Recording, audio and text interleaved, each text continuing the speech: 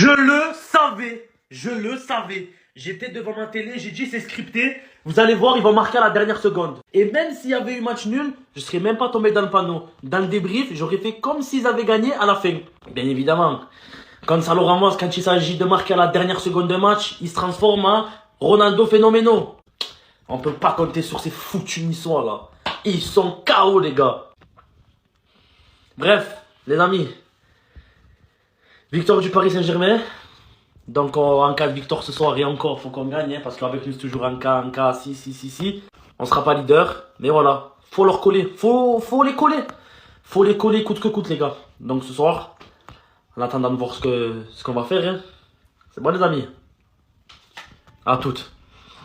Bande de vieux niçois que vous êtes. Ne jamais douter du meilleur super sub d'Europe. Cet homme-là n'est pas fait pour être titulaire. Cet homme-là, c'est un super sub. Cet homme-là est conditionné pour ce poste-là. On l'a pas vu qu'une seule fois. Et crier le match dernier. Qu'est-ce qui se passe? C'est quoi ça? Vous savez pas ce que c'est? Et bah c'est encore une fois la même chose qu'on a vu au Parc des Princes aujourd'hui. Du coup, peut-être que Lorient, ils avaient une excuse. Ils jouent le maintien. Mais vous, Nice, vous jouez l'Europe, non? C'est ce que c'est le harambol, le rejet du football, le non-jeu. Voici les stats de la première mi-temps du match. 82% de possession. Est-ce que ça a déjà été réalisé dans le monde du football moderne? Vous venez, vous êtes pro, vous montez au Parc des Princes. Oh, chance inouïe de battre le champion d'Europe. T'as la diarrhée, frère. Mon vivant sur cette plateforme, jamais personne va descendre Bradley Barcola. S'il marque mardi contre le Bayern, vous allez tous le sucer. Vous connaissez son jeu. Avec le harambol de Nice ce soir, qu'est-ce que tu veux qu'il fasse? L'entrée de nos deux chouchous, Lara Fabian, l'homme que j'ai toujours soutenu depuis le début, et enfin le Ballon d'Or qui fait son retour au Parc des Princes. Avec ce tifo-là, c'était impossible que le match il se termine à un vieux 0-0. C'est impossible. C'est pas rabaissant d'être sur le banc. C'est pas une mauvaise chose finalement, tu fais partie du collectif, t'es comme nous. En fait, t'es meilleur sur le banc, et tu le sais très bien. Le plus important, on prend les 3 points. Y a rien à noter dans ce match parce que Nice, ils ont refusé le jeu pendant les 90 minutes. Maintenant, mardi, le Bayern, préparez-vous. Plus sérieusement, vous avez pas honte? Vous avez pas honte? C'était quoi votre tactique ce soir? Mettre le bus? Heureusement qu'il y avait lui les gars. Heureusement qu'il était là. Nice méritait de perdre ce match 10-0. Je vous dis la vérité. C'est un refus de jouer au football. C'est de l'anti-jeu de faire ça. De jouer comme ça, c'est de l'anti-jeu. 76, 80% de possession pour le PSG. Pratiquement 30 frappes. Comment tu veux que le championnat il avance? Comment tu veux que le championnat il avance? Surtout que Paris n'est pas dans la forme du moment, n'est pas dans la forme de sa vie. S'il y a bien un moment où tu dois jouer face à Paris, c'est là. C'est une honte, c'est honteux. Je vous dis la vérité les gars, c'est honteux de mettre tous ces joueurs dans les 20 derniers mètres et de se dire qu'on va être satisfait d'un match nul en jouant de cette manière-là. Le football il est mort, mais le football français il va dans un... Il fonce dans un ravin, les gars. C'est une honte, les frères. J'ai honte. Les gars, c'est des détails. Hein. Je vous promets que c'est des détails. Mais quand j'ai vu le regard et la concentration de Kanguini et la conviction avec laquelle il a tiré son corner, je savais. Je ne sais pas pourquoi, mais je savais. Et Kvaratskhelia, qui fait un match de flemmard, mais vraiment un match de flemmard. Mais sur la dernière action, il sait que là, c'est la dernière qu'il faut y aller à 1000%. Il se jette, il passe devant tous les défenseurs niçois et il fait une déviation de fou furieux. Pour l'antagoniste, le mec le plus éclaté en titulaire, mais le plus fort en remplaçant en fait. Gonzalo Ramos, toujours concentré quand il faut abattre. Et au final, ils repartent avec les 3 points. Voilà la différence entre une grande équipe, une équipe programmée pour gagner, et des bonnes équipes comme l'Olympique de Marseille, comme Lyon, qui ne déméritent pas forcément. Mais quand il faut boucler les matchs, quand il faut tenir des scores, ou quand il faut faire la différence dans les moments cruciaux, n'arrive pas à le faire comme le PSG vient de le faire ce soir. Parce que vraiment, dans le jeu, il n'y avait rien. Il n'y avait pas d'intensité. C'était fade. Hakimi, Mendes, etc. On dirait qu'ils pensaient au Bayern, donc ils ne savaient pas le jus. En ce moment, ils n'ont pas trop le jus pour enchaîner. Et ils arrivent quand même à gagner ce match-là, les gars. Ça rend fou. Oh, faut descendre du bus. Même Retafe, ils auraient pas osé faire le match que Nice a proposé aujourd'hui. Et pire, ils passent à ça, du hold-up. À ça. Pas des stats de foot. Ça, c'est pas des stats entre deux équipes de haut de tableau. Victoire du Paris Saint-Germain 1-0 à la 94e sur une tête de Gonzalo Ramos pour son 100e match. Avant de parler de tout le match, on revient quand même sur le magnifique tifo qui a été proposé par le Paris Saint-Germain. L'aigle s'éteint, le faucon règne. Bon, je savais pas que le PSG avait comme animal totem l'aigle, le faucon pardon. Il y a aussi eu un très beau message de soutien à Désiré Doué, mais surtout une magnifique banderole à la 86e minute où Parisiens et Niçois ont entamé la Marseillaise ensemble. Entre Ultras, c'est la rivalité, pour les attentats, la solidarité. On n'oublie pas, 29 octobre 2020. Mais je suis obligé de revenir sur ce match. Dites-vous qu'à la 8e, Nice n'avait eu que 4% de possession de balle. On vous dit, ils ont posé un bus. À la fin, j'étais presque triste. Tellement ça défendait bien, tellement ça défendait fort, tellement ça défendait dur. Je vous dis, je déteste ce style de jeu. C'était tellement un exploit de prendre le point au parc. Mais quand des petites équipes de bas de tableau, qui n'ont pas de budget, viennent jouer le bus avec leurs moyens, ils savent qu'ils n'ont pas réellement la capacité de taper le PSG, vas-y. J'aime pas, mais vas-y. Mais Nice, vous pouvez pas proposer ça. 23% de possession de balle en 90 minutes.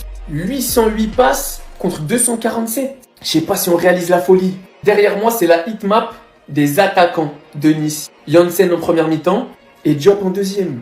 C'est fou. Mais je tiens quand même à saluer le match de Yehvan Diouf qui a fait un match de malade mental. Et le match de monsieur. Parce que Diouf, homme du match, c'est totalement mérité. Mais le match d'Antoine Mendy sur Vara, oh là là là là. Et d'ailleurs, hein, défensivement, c'était le patron. Même à la 80e, c'est lui qui était là pour le contre. L'un des 2 tirs cadrés vient de cet homme. La victoire, elle est bien méritée pour le Paris Saint-Germain. Nice, sérieusement, vous pouvez faire mieux, vous pouvez proposer mieux, vous devez proposer mieux. Une équipe dans le top 8 doit pas venir au Parc des Princes et se faire caca culotte, poser un bus et jouer comme si elle avait 1 million d'euros de budget. Au bout d'un moment, pour que la Ligue 1 évolue, il faut que les équipes évoluent. Il faut que les équipes soient plus ambitieuses et que les équipes se disent oui, le Paris Saint-Germain est champion d'Europe, oui, ils sont forts. Mais c'est 11 hommes. On peut jouer au foot quand même. Se faire dominer, c'est une chose. Mais il y a des limites quand même. Mais comment vous faites les supporters du Paris Saint-Germain? Heureusement que je suis pas à votre place. Parce que de jouer contre des bus renforcés quasiment toutes les semaines en Ligue 1, ça doit être pesant. Dès la 8e minute, quand j'ai vu ça, 96%, 4%, je dis non.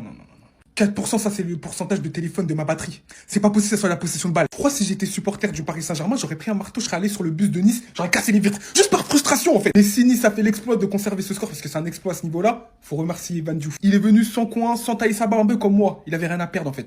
Il était sur tous les ballons. Mais à un moment donné, faut parler de quelqu'un. Barcola, bon sang de bonsoir. Quand t'as un bloc regroupé comme ça, devant toi, tu ne dois pas manquer ce genre d'occasion. Et en plus de la sorte. Il y en a, ils ont dit bois du lait. Moi, je dis non. Mange du type. Frappe dans le ballon. Non, je sais pas, en fait. À un moment donné, il faut dire les termes. Parce qu'on est tous unanimes pour dire que Barcola avec de la finition, comme à l'époque, on disait Dembélé, c'est, avec de la finition, c'est ballon d'or. Mais Barcola avec de la finition, c'est pas loin d'être ça. Ballon d'or, peut-être pas. Mais en tout cas, ça se bat pour la place des meilleurs ailiers au monde. Mais cette finition, elle te fait trop de tort. Et là, t'as trop causé de tort au Paris Saint-Germain. Parce que pendant plus de 90 minutes, jouer face à ça, c'est compliqué. Et quand t'as quelques occasions que t'arrives à te créer, faut les saisir. Rentre à la place de Barcola, qui est décisif sur le corner, même si c'est Kvara qui la pousse. Vous savez déjà, hein, Gonzalo Ramos, quand il rentre, c'est R9. Obligé, il marque, c'est trop. C'est une victoire amplement méritée pour le Paris Saint-Germain parce que Nice n'a absolument rien montré. Et d'habitude, en plus, quand ils viennent au parc, ils montrent beaucoup plus de choses. Là, c'est mérité pour le Paris Saint-Germain, tout simplement. Enfin les 3 points. Après tant de journées, de galère. J'ai cru jusqu'à la dernière minute avant que Ramos y gagne. Je me suis dit encore un match nul, c'est relou. C'est pas mérité, on domine. Mais les équipes en face là, c'est trop. La vérité, Nice là, ils sont venus, ils ont fait le bus, le car, le mur, ils ont tout fait. On méritait les 3 points, regardez-moi ces stats.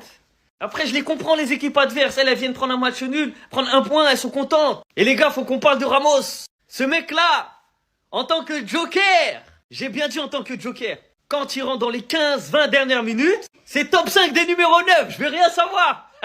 À chaque fois qu'il rentre, il fait du bien. Quand il est titulaire, il est 0. Mais quand il rentre, il fait du bien. C'est le numéro 1 des jokers. Non, franchement, cette victoire a fait du bien. On prend les 3 points avant le match du Bayern, tranquille. On assure notre première place en Ligue 1. Et malgré qu'on soit pas à 100%, et tu le sens, hein, que c'est compliqué, on est quand même premier. Donc elle est belle. Donc merci Luis Enrique pour ce changement au bon moment. Merci Ramos pour cette belle tête. Et merci Paris, rendez-vous mercredi contre le Bayern Munich. Ça va péter. Les Niçois, j'arrive pas à comprendre un truc. Ce soir, vous avez fait un énorme match défensivement face au Paris Saint-Germain, à 2 doigts de faire un résultat au parc, mais en Europa League, vous n'existez pas. Et surtout, ce qu'on vous reproche, c'est d'être nul défensivement. Alors qu'en Ligue 1, vous défendez bien. Ce soir, faut mettre en avant ses performances. Yehvan Diouf a sorti un match XXL face au PSG. Encore une fois, les Niçois vont jouer une place européenne. Ils sont actuellement 8e avec 17 points, mais aller en Europe, pourquoi faire? Quand je vois vos matchs en Ligue 1 et quand je vois vos matchs en Europe, la différence de niveau est phénoménale. Ce soir, je l'avoue, le Paris Saint-Germain mérite amplement sa victoire. Domination quasi complète, des occasions à l'appel, mais vous avez bien défendu. Pour moi, il y avait des contre-attaques à exploiter, mais malheureusement, vous avez très mal joué les coups. C'est dommage, hein, le match nul m'aurait tellement arrangé. Car, encore une fois, s'il y aurait eu match nul et que l'Olympique de Marseille gagnait, on pouvait potentiellement reprendre la première place. Tout dépendait du résultat de Monaco face au Paris FC. Mais bon, maintenant, on a l'habitude. Avant d'attendre les résultats des autres, faut déjà que nous, on gagne. Au Cerf, je vous dis la vérité, j'ai peur. Surtout au vu des résultats la saison dernière face à cette équipe. 3-1 chez eux et 3-0 au Vélodrome. J'en fais encore des cauchemars. J'espère que ce soir, on va enfin gagner. Comment ne pas être amoureux de cette personne? Comment ne pas être amoureux de ce talent? Comment ne pas... Alors oui, vous allez peut-être me tomber dessus parce que je disais que Pedri était le meilleur milieu. Il n'y a pas de souci. Après, chacun son avis. Mais c'est pas parce que je pense ça que je pense que lui, il est nul. Il faut pas tout mélanger. Lui, c'est un génie. Il a changé la face du Paris Saint-Germain. On en est bien d'accord. Et que ce soit en 6, que ce soit en 8, à chaque fois, tu sens que le contrôle du milieu du PSG, ça passe par lui. Aujourd'hui, avant les changements de Luis Enrique, c'est le seul qui était dangereux. C'est le seul qui arrivait à alimenter à droite, à gauche. Des fois, il changeait avec Neves, il passait de 6 à 8. C'est lui qui commençait à être dangereux avec sa frappe de 25 mètres, qui est d'ailleurs une arme de destruction massive. Yvan Diouf s'y essayait à 2-3 fois pour l'arrêter, il a réussi. Mais Vitinha, il fait mal. Vitinha, c'est le talent. Vitinha, il est beau à voir jouer quand tu vois Vitinha comme ça courir, aller dribbler, avoir sa tenue de balle parfaite, aller orienter le jeu, aller faire ses transversales, aller crocheter comme ça dans les petits espaces. C'est une beauté de joueur à voir jouer. C'est phénoménal.